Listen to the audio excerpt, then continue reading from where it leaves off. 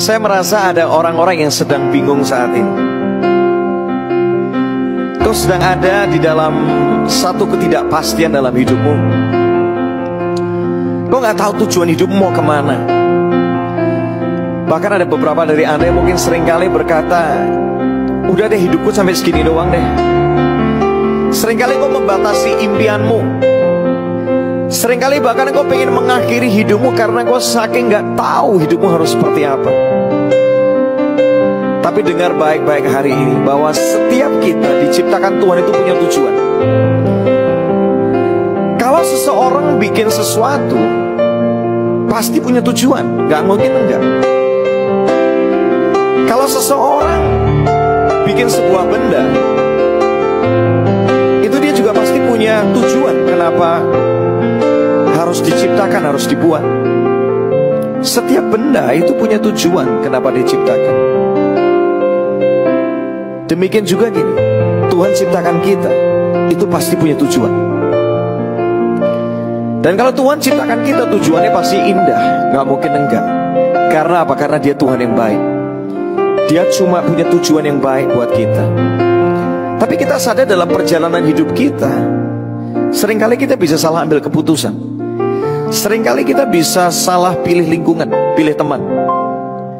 Seringkali kita bisa salah berkata-kata. Sampai akhirnya semuanya jadi gak karuan. Semuanya kayak hancur berantakan. Tetapi hari ini dengar baik-baik, Tuhan penciptamu, dia bisa membuat yang kelihatannya berantakan itu bisa menjadi indah. Justru malah saya ketika baca Alkitab, seringkali Tuhan pilih orang-orang yang kelihatannya berantakan, justru malah dibuat jadi indah. Untuk apa? Untuk menyatakan bahwa dia Tuhan. Dia Tuhan yang besar. Dia Tuhan yang berkuasa, yang bisa, yang membuat yang tidak berarti, yang sia-sia jadi berguna. Kita lihat cerita di Alkitab aja. Siapa Saulus? Pembunuh, penganiaya. Tapi justru orang yang model seperti ini, Tuhan rindu berjumpa dengan hidupnya, diubah menjadi seorang Paulus, seorang penginjil, seseorang yang menulis begitu banyak surat di Alkitab, seseorang yang begitu mengasihi hidup Tuhan dan mengasihi banyak orang. Yang tidak berarti jadi berarti. Tuhan mau membuat cerita hidupmu ujungnya jadi indah. Hari ini ada sebuah firman Tuhan yang mengatakan, kalau gitu apa yang harus saya lakukan? Yeremia 33 ayat ketiga dikatakan, berserulah kepadaku. Kita disuruh berseru kepada Tuhan.